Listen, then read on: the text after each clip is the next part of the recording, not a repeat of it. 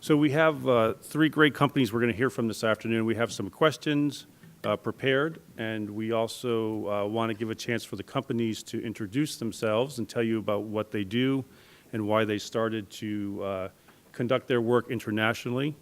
And so the process, we'll just let everybody self-introduce their company, and then we'll start into the questions and take it from there. So Robin, we'll start with you.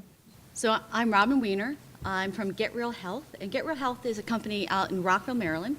We've been around about 15 years. We're actually a incubator company, and we won the Incubator Company of the Year a couple years back from the state of Maryland. So we started very small and moved up. What we do is we're really in the healthcare IT world and specializing in patient engagement. With all the new rules going on, and basically all our medical information that's always been on paper is now moved to electronic. So that's inside the hospitals. You hear about EMRs and et cetera. We are the next piece of that, of taking that information from the hospital system to doctor's offices and actually giving it to the actual patient, empowering the patient. And we do the software that actually is able to do that. And we're just recently named the #1 patient engagement tool in the U.S. by Chilmark Research. So we'll talk a little about that, but we're not just here in the U.S., but we're also international, and we'll get into that in just a bit. Okay, thank you. Chris, I'm going to ask you to introduce yourself and your company. Yeah, good afternoon. My name is Chris Isham. Company I'm with is Situs Biodata. Situs Data has been in the hosting business since 1999. We're in our 16th year right now. Up until, I would say, 6 years ago, our largest clients were the state of Maryland and federal government. We started Situs Biodata in our data centers as a way to host for life sciences and healthcare. There are special regulations in place by the FDA for life science hosting and HHS for health records and patient health information. So when we put these regulations in place, we realized that we had a matrix that hit many other regulations around the world, such as EU Annex 11, which is the equivalent of the FDA validation, also the Canadian directives and the GMPs around the world. And it gave us a great opportunity to do business in Europe and other countries. We can talk about that more later as well. Okay, and Clifton. My name's Clifton Broumand. I'm with Man and Machine. We're, in August, we'll be 33 years old. Started the company many years ago because I wanted to be rich. It didn't work that way that easily. But right now, we focus on manufacturing waterproof keyboards and mice. They can be cleaned and disinfected. They're used in the medical industry. They are also used in the military, public safety, industrial applications. We actually do the manufacturing in Landover. So we actually have a manufacturing facility and export around the world, from Australia to South Korea, all over Europe and the Far East. Okay. And as Ben mentioned, I'm Bill Burwell, the director of the U.S. Export Assistance Center, which is part of the U.S. Department of Commerce. We're located in Baltimore, Maryland, and provide assistance throughout the entire state. We work very closely with Brian and the folks and Ben at DBED to augment what the state has to offer in terms of international business assistance. We operate in every state in the United States. We have an office from the Department of Commerce, and we operate out of the U.S. embassies and consulates in over 80 countries to provide on-the-ground support and assistance. And so that's a little bit of background about my perspectives. So we have some prepared questions, and then we can open it up in a few minutes to see how it goes. Keep it a lively afternoon. Okay, so the first question is, I'll start with Robin. What caused you to initially look at international as a target opportunity? Absolutely. So we started here, of course, in the United States, working in the healthcare area, doing software development. And as we started to get into it, we realized that we always think just that here in the U.S. we have insurance companies, we're more of that, the healthcare is very different from the rest of the world. It actually isn't. As you start to look around the world, you realize even social medicine, they're trying to keep the costs down. And the way to keep costs down is actually to be able to empower those patients to take care of themselves. So giving them their medical records, having them do something with it to actually bring the cost of healthcare down. So we realized, the first we here in the United States, the first place we went was Canada. So with Canada, we went up there with our partner, and we're talking about partners. The Deputy Secretary talked about that. Our partner up there is TELUS Healthcare. So TELUS is one of the largest telecommunication companies in Canada. They looked across the market and said, we've got this huge opportunity to actually work with the provinces to bring healthcare costs down. We can do it in a way that's very different from what we've done before, and that is actually engaging those patients. So they went out and looked for what they thought was the software that could help them do that. So we worked with them, we signed a partnership with them, and they helped bring us to market there. Our first large contract there is we are the patient engagement tool for the province of Alberta, Canada, which has about 3.2 million people in there. So they're taking what they have as the model of, it's not per se hospital systems, but a worldwide province system, and taking the information from there, from their EMRs there, and actually pushing down to the patients. What we do a little different is not only we push it down, but we also take the information from that patient and pull it back up. So that was my first step, our first step into international market. And I can go on of how that has helped across the world, but we can, you want me to do that, or? Well, let's Go for the next one. Yeah, let's Yeah. let's jump to Chris and ask the same question. What was your original impetus for looking into international markets? Well, I mean, as I said before, our regulatory system in our data centers matched up really well with other regulatory directives around the world. But our original thought was that we would get business from countries that wanted to do business here in the U.S. So it would be a pharma manufacturer in Germany. We could get them to come and host in our data centers, which we have 9 across the country right now. And they would put their data there, and we would maintain the entire quality system in their own private BioCloud. Well, we realized that a lot of other countries don't trust the U.S. privacy laws, and with recent developments, maybe they were right. But so we've had to go to the other countries and validate their data centers, and it really turned out as more of a compliance consulting play for us. We've done business in probably 10 countries right now with some of the largest pharma companies and research organizations in those countries, helping them to qualify their data centers for FDA compliance. We are looking at data center space in Kent right now in the UK, and maybe going there within the next quarter, and that'll be a big play for us there, and that's through a partner as well. So just to, you both said a few things I want to just track and get out into the public. How many different markets are you in? You mentioned Canada. I'm in, actually, I'm in Canada, UK, Sweden, Netherlands, Australia, Germany, and Saudi Arabia, Okay, and heading to Turkey and France right now. okay. And Chris, you mentioned 10 markets. 10, we may have users from other markets coming into the systems. I know that some of these companies have research centers around the world in the Far East and in India, and we know that there are people accessing database systems from there. Okay, all right. And Clifton, what's your story about international? Well, that's where the money is. I mean, why do we all do this? It's not for anything else, but we're trying to find where additional revenue comes from. And additionally, quite honestly, I own my own business, and I thought it would be fun. I mean, we can look at numbers all the time and do a lot of analysis, but the ability to travel, enjoy yourself, and additionally make money was what drove me to open up a market, especially starting in Europe. I started in Holland in the mid-90s, and this is our fourth, I failed 3 times. This is the 4th time we've done it, and it just takes time. With partners, without partners, you'll still fail. So the concept is to accept the risk and the chance of failure. We now have people in China and Taiwan.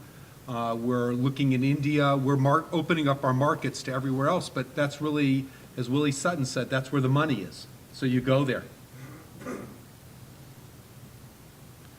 Okay, I'm going to add a new question. We didn't rehearse this one.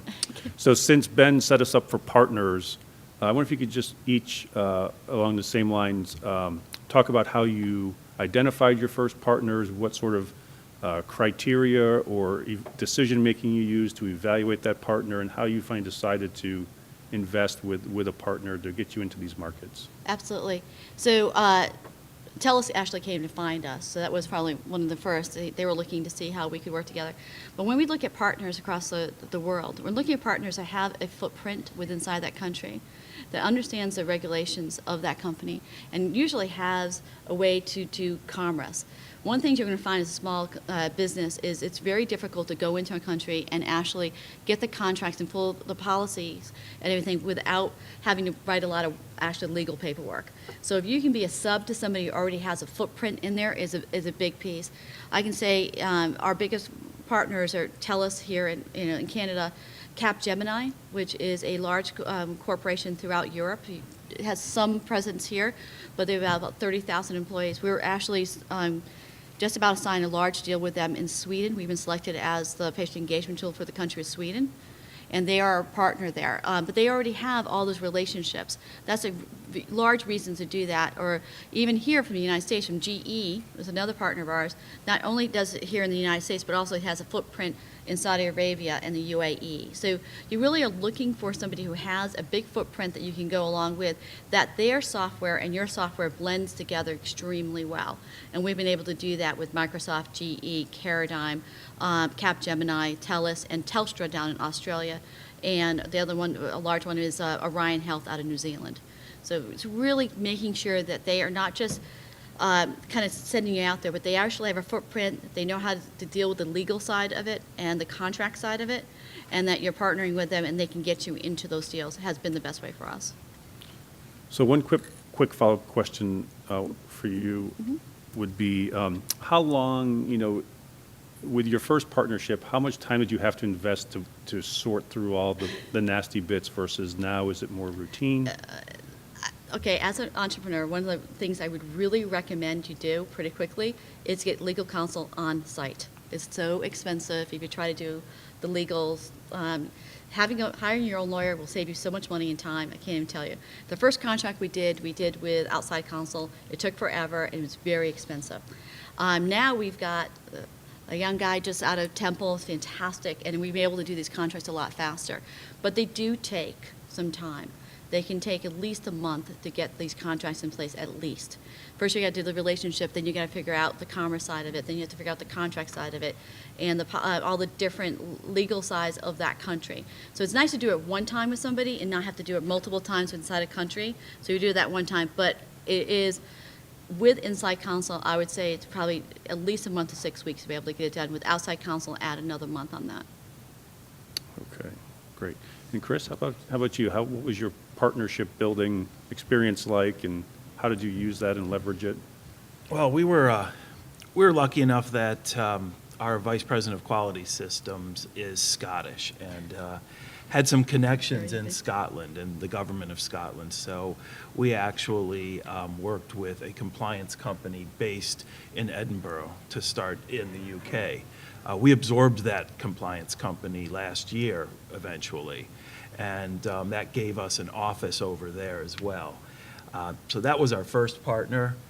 And of course, in 16 years of business and going for a lot of state and government contracts here in the U.S., we've partnered every day. I mean, when you're bidding on a contract, an RFP, you find a team, and that's how you bid. And we're trying to take that overseas right now. It's not tough. Not everybody wants to be your partner. I mean, it is tough. Not everybody wants to be your partner. So you have to sell to your partners as hard as you sell to your clients sometimes to get in with the right people. There are a lot of people who seem like they may want to partner with you, but they all want something. And some of them don't give back. And those are some of the hurdles that you have to learn from. Clifton, how about you? The first 3 times I tried to partner, it failed. They basically, one company effectively stole from me and then went bankrupt. The other two just didn't work. The way we were successful in Europe was actually by hiring our own people, finding somebody local on the ground that worked for me, that was responsible to us, not to a partner. Then we could develop relationships in other countries, in Germany, in Holland, in England, the relationships, but had people that were responsible directly to our corporation, not to somebody else. I think that was really the most important thing. The other thing is what I call belly-to-belly communication. Inevitably, the way we connected with people and the partners we have now, it's by going and talking to them directly. I just flew a couple weeks ago to Dubai for a 70-minute meeting with a partner there. This type of thing, you cannot overstate. The ability to talk to somebody directly, see them in the eye, can literally take something that might take 4 months via email and talking to them over the phone, and makes it a 70-minute meeting. So I feel that there's a mix of partnership that's important, but also having your people that work for you on the ground. Like, it sounds like you've absorbed the company that they're working for you now. You have people on the ground that make it work for you. That's right.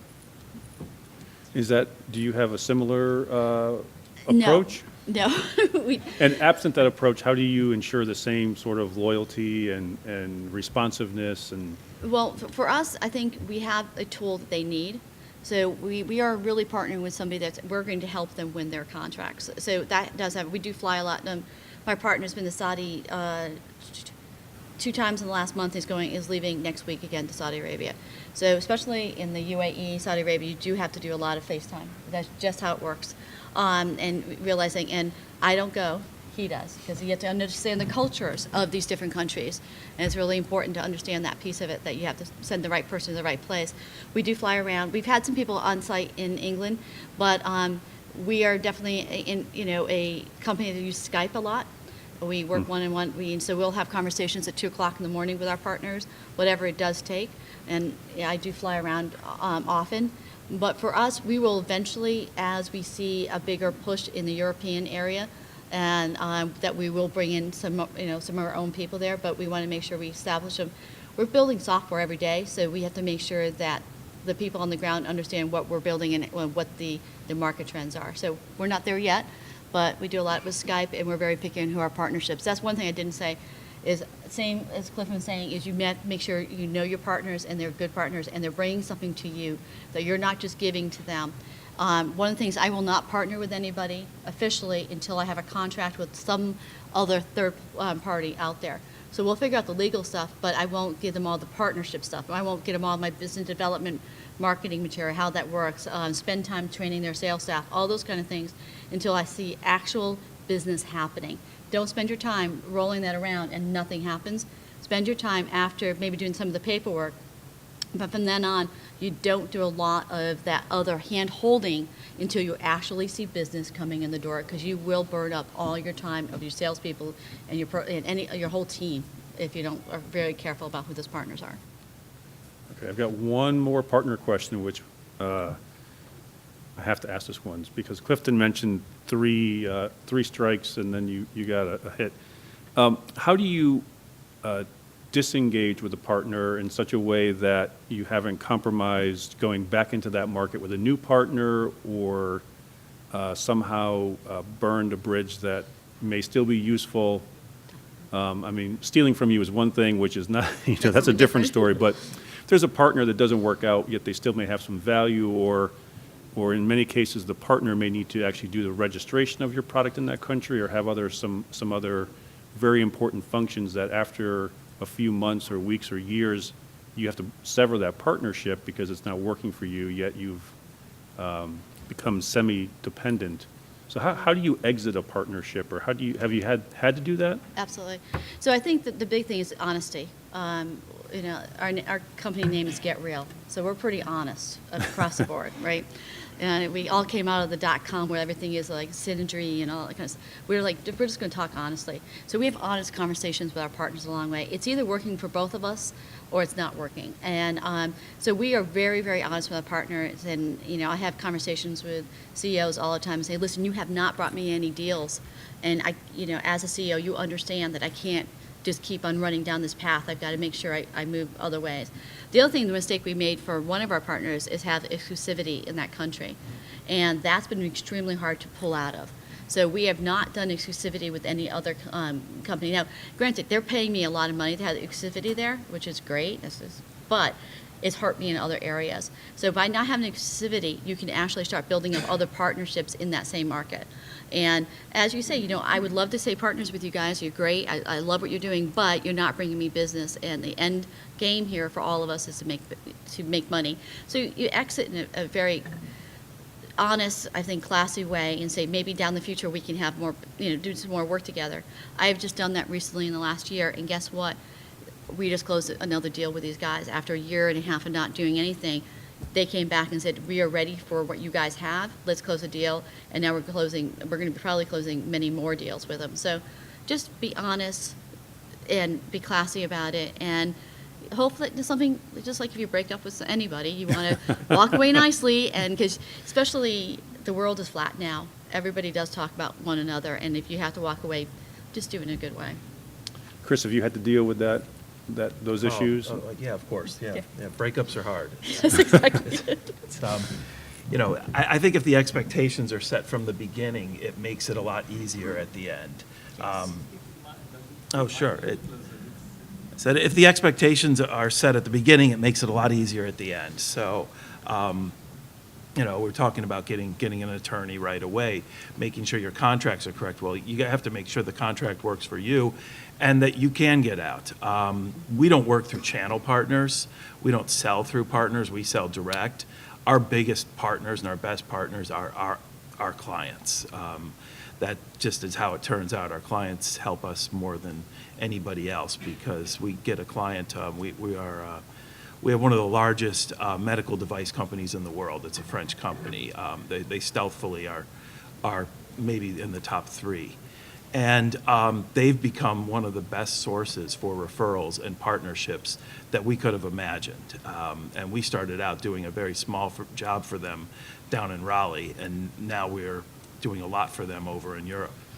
So that's the best way to break up with your partner, is to make sure that you can break up right from the beginning. And, maybe I'm a pessimist, but I always think things won't work out. So, Have your exit plan. Any agreement you have is not really worth the paper it's written on if you break up. It's almost impossible to design an agreement that's going to set you up to allow you to break up. Everybody has goodwill at the start, and you really go for it. I've broken up miserably, and I've broken up very well. It almost sounds like I'm dating somebody. But in some respects, you are. You're dating your partner. And if they win and you win and the client wins, then everything's great. If somebody starts losing, then communication is important. But sometimes it's just, hey, go ahead and sue me. And inevitably, they're going to find that it doesn't pay to antagonize somebody that they might want to come back and do business with in the future. So effectively, communications is important, but the realization that it's going to fail or could fail, having an agreement is not going to solve much. It's basically, every instance is something that you have to look at on its own. All right, I'm going to switch gears a little bit off the partner track and talk about markets, and I want to ask each of you how you go about looking at the next market. What sort of things do you do to take stock of where you should go next? How do you plan that in your organization? What do you feel your most important steps are when you're looking at that next new market, and how to plan for that? Absolutely. So I guess we're doing it right now with this large deal with Sweden. So now I'm kind of looking and saying, okay, I make a beachhead here. What does the rest of the market look like? So knowing that, as I've done, and Ashley, you're working with U.S. Trade so well, we have a great relationship with these guys. is to understand where Sweden does a lot of the Nordic countries go. So what we're going to be doing is understanding that that's going to happen within, knock on wood, it's been literally in legal hell for like 2 years over there, longest procurement ever in Sweden. With that happening in the next 10 days, we're already looking and talking to different countries. We've had conversations with Finland, the Netherlands, Holland, a bunch of them, because they are looking to Sweden to see what we're going to do. What we're doing to get ourselves prepared is looking at the policies. We've done very well in the United States with what's called Mean for Use Stage 1, Mean for Use Stage 2, is basically the legal side of it, of the laws of that country saying what they want to do with patient engagement. So now we're actually, and Kristen and Carabaro is here with my policy tide, and we're looking to see what the next policy is in the Nordics and in the European market, because that's an area we're going. The other side we're going to look at is what's happening health-wise in different countries. We have been lovely, just absolutely lovely to the Arab countries. We gave them McDonald's, we gave them Coca-Cola, and we gave them type 2 diabetes and heart disease. Aren't we great in America? So we know that their health care is their population is getting unhealthy. So they're looking and we're listening and reading about how they're bringing in. They used to send their people their families over to the Cleveland Clinic or to Johns Hopkins. They're now building the Cleveland Clinic there. They're building these. They're bringing LabCorp over. So we see the real market trend of healthcare, and we understand that we need to be able to go ahead and bring our software for the actual population to connect it to those big hospital systems and be able to give the patients some power. So we're kind of watching the market and what's happening in each one of them is kind of where we put our angle. And Clifton's right, there's money. And we got to look and see where the money is. And the money is in the UAE and in Saudi Arabia and et cetera. They have the money to do it. And we happen to build our software that we can do it in any language, Western languages and Eastern languages. And knowing that is opening a bunch of doors for us. So we have our patient portal, patient engagement tool in Arabic, in Chinese. And when we built the software, this is another thing, it's not completely on the subject, but when you build your software, understand that it's now a flat world. And we have to be able to build it in the languages and the customs of that country. And we did that from the beginning, and it's opened a ton of doors for us. So we got to look at that. So we have no barrier to go to different countries. It's really looking at what's happening with the market, what's happening with, for us, healthcare, and where the trends are, and focusing our attention there. So it's a big learning experience doing business outside of the U.S., especially Europe, where every country is the size of Rhode Island, and they have different privacy laws in each country. Just recently, we learned that that some of the companies that want to do business with us are German-based companies, and German health data privacy laws state that the data cannot be outside of Germany. Yesterday, we had the German division or the German company of Merck in our data center, and now we talked by the end of the day about partnering with Merck to build out a cloud hosting facility in Germany, which is something that 3 years ago they were so opposed to that they wouldn't even talk to us. Things change, and that's kind of how we've gone into different countries. It's just opportunities. And the opportunities, Clifton and Robin both said that's where the money is. And, when I see an opportunity somewhere and I think that's where we can make money, that's where we're going to go. A few years ago, we spent a little bit of time down in Brazil and thought we would have fantastic opportunities there. Turned out to be really tough for us. We ended up not doing anything, and we may revisit that at some point because I still think that it's a great country and there's a lot of data being processed down there. So the one question, how many people here have played Risk before? Okay, so sometimes you put an army or try to take over a place so that the continent can't be controlled by one player.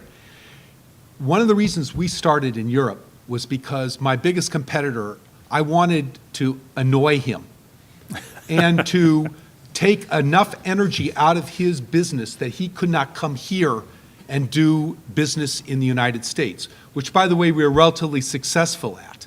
So one of the reasons we've gone to other places is a strategic one, not just money, but there's a strategy involved of who is my competitor, how can I compete with them, and how can I dissuade them from coming into this market, which is really the largest contiguous market that's available in the world, not including China, but China's not really the market for us. So that was one of the biggest reasons in the European market we got into that market. Other markets, we keep on trying to do it with Brian's help into the Arab market.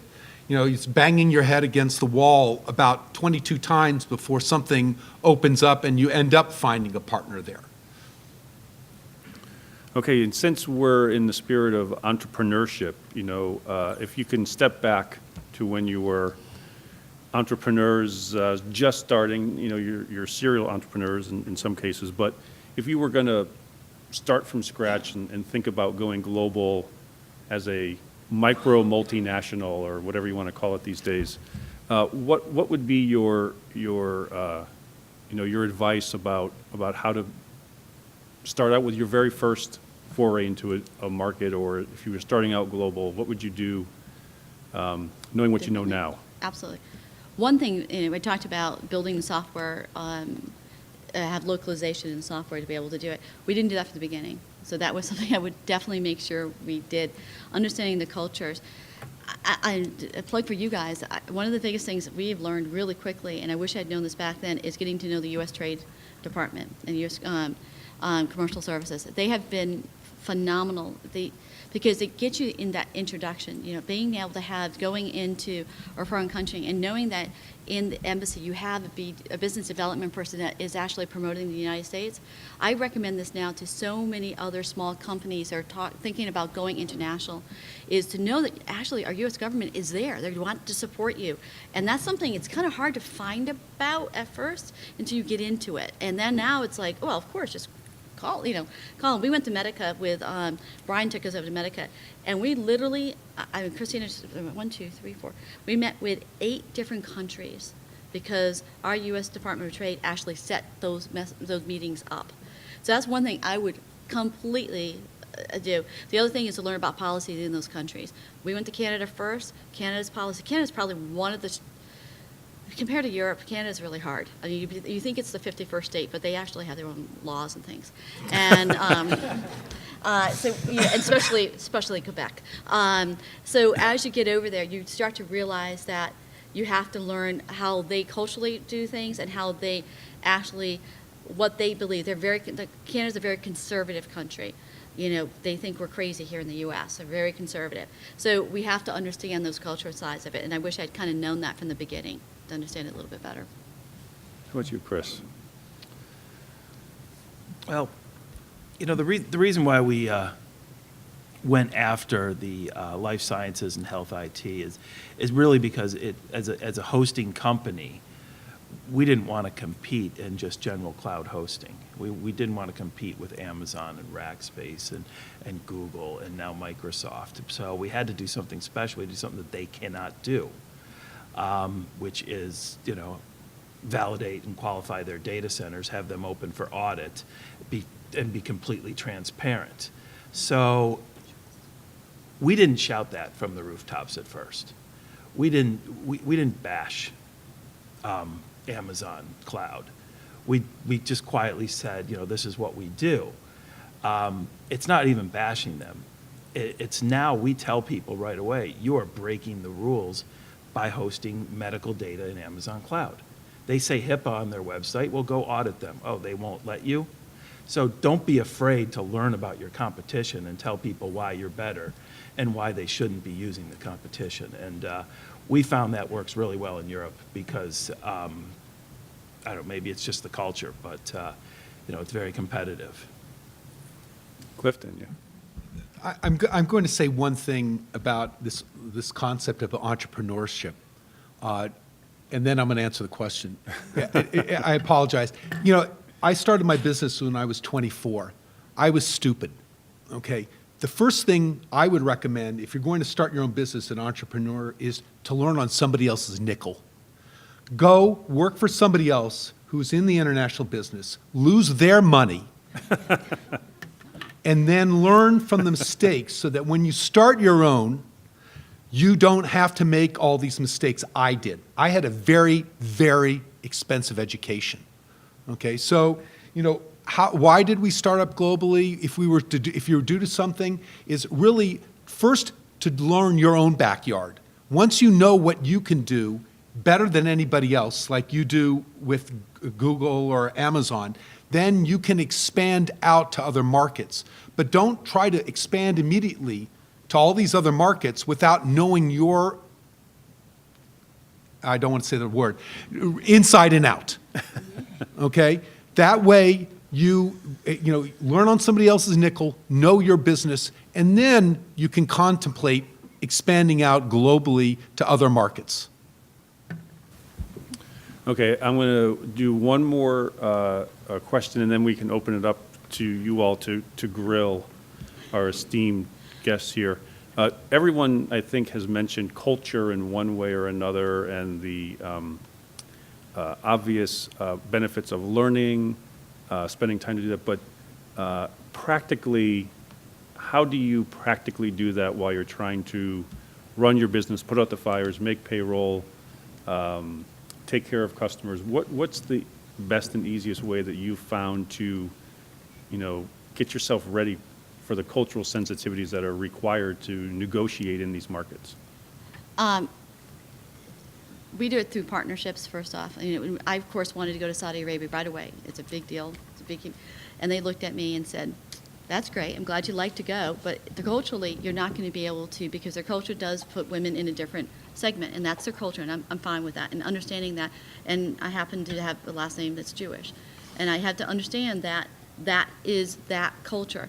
I have nothing, that's the way they live. And you really need to respect their culture and understand it. But understand it that sometimes you might not be the right person to go. And you've learned that by talking to partners, because I immediately said, of course I'm going to go. I'm the president, the founder of the company, I'm going to go. And one of our partners said, you know what, Robin, it's not a good idea because it's not good business, and you have to understand that culture. In each one of them, you have to kind of sit back and look and put your ego aside and figure out exactly what is the right way to make that step.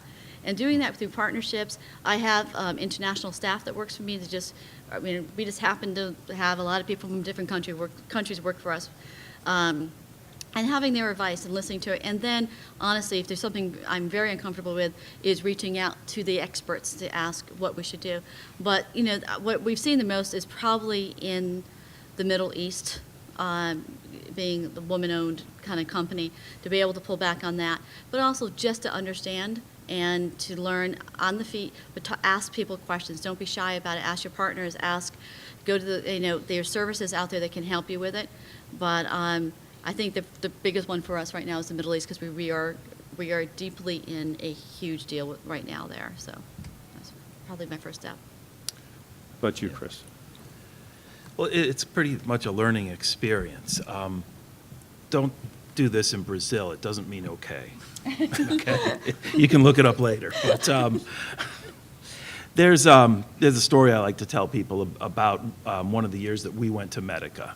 And one of our clients, Qiagen, which is based outside of Dusseldorf, and they have a facility here in Gaithersburg as well.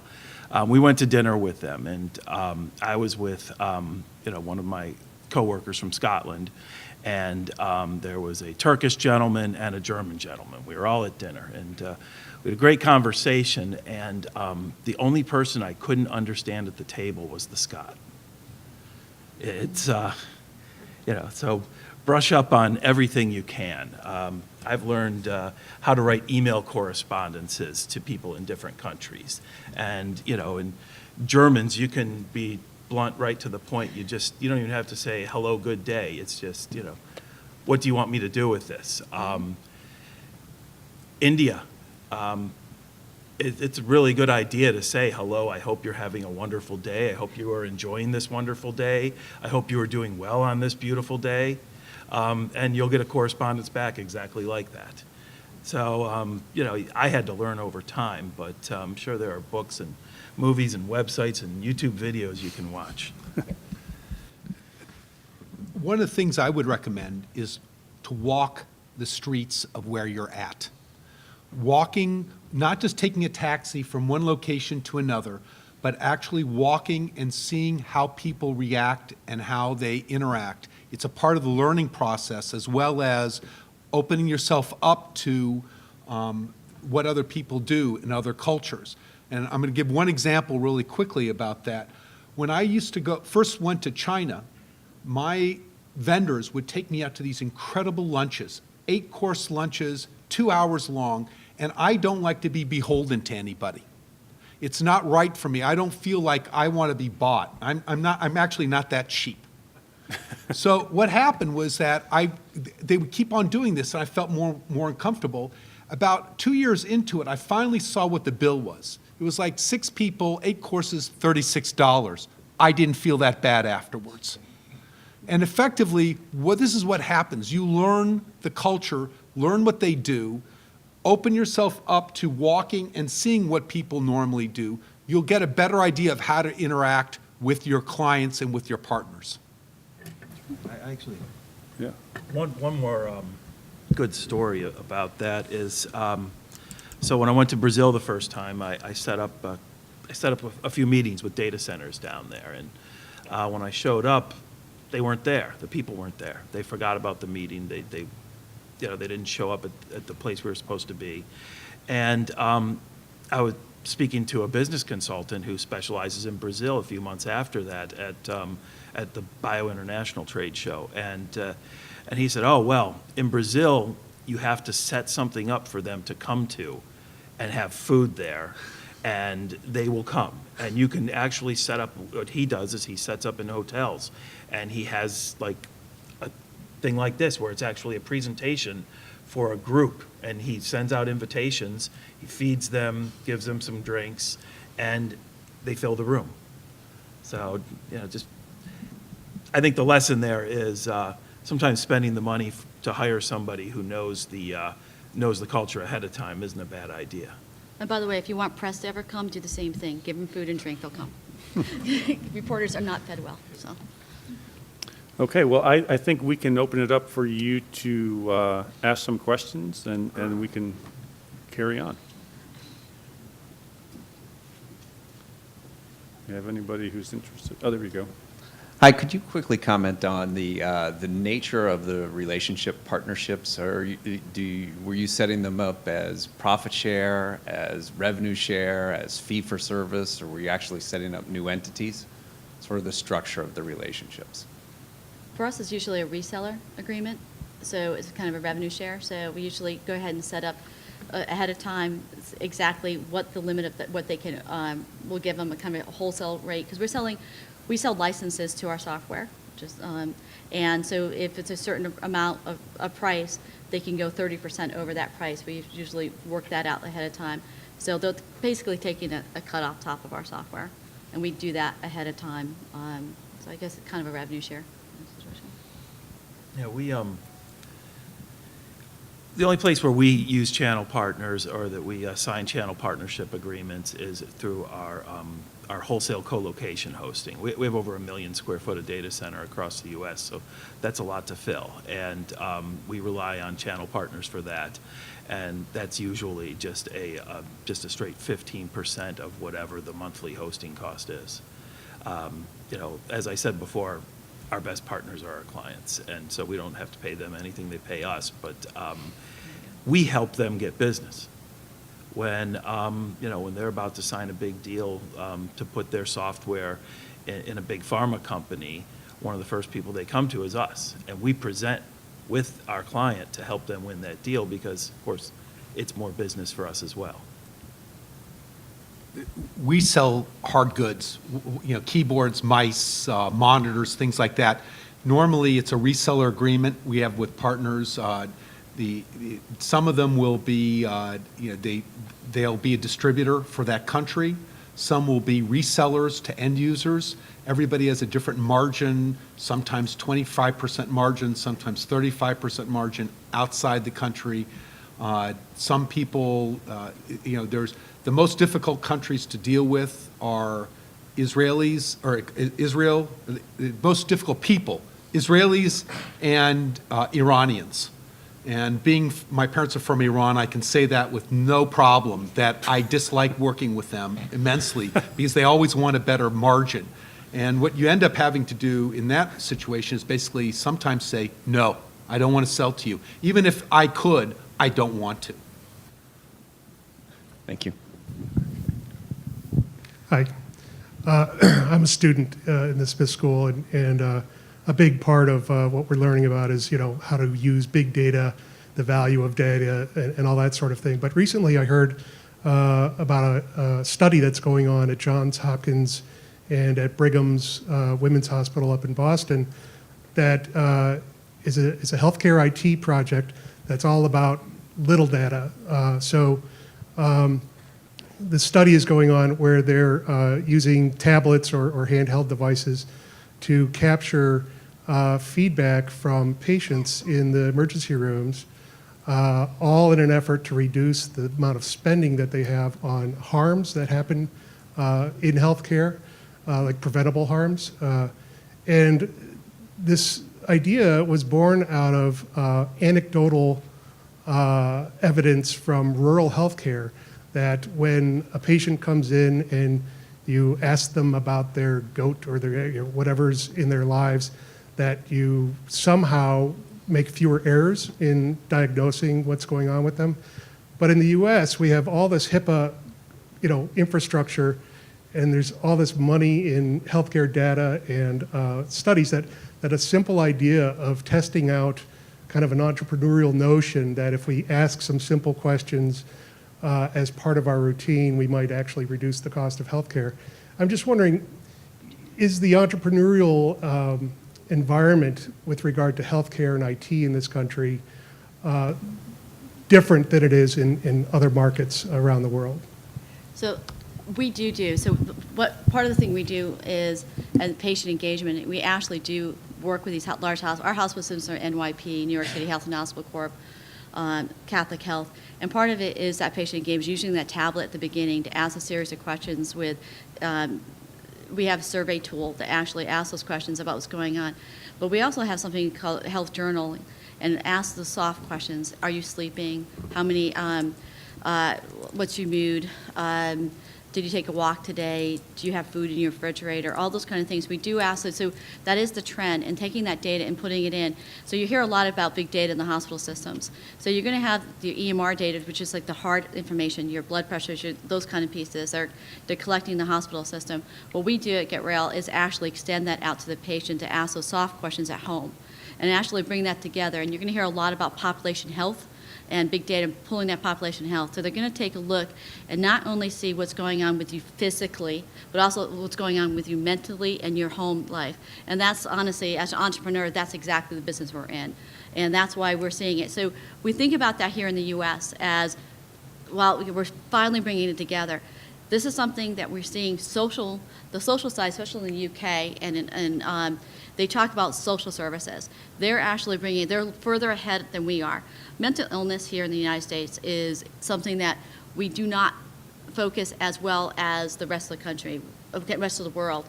We still have that, let's not talk about what's going on at home kind of piece, where we have done some of our largest mental illness cases of working with people in the UK and in Canada, because they want to know all sides of you. And we've seen that open up a little bit further in those other countries than here in the U.S. U.S. is behind on that, bringing that home care and bringing it in. So we are seeing it. We've done some, and you're welcome to take a look at our studies. As a student, I would love to talk to you about it, because we've done some really interesting things at South London Moseley, which is one of the biggest mental illness countries, hospital systems in the trust in England, and Lawson research up in Canada.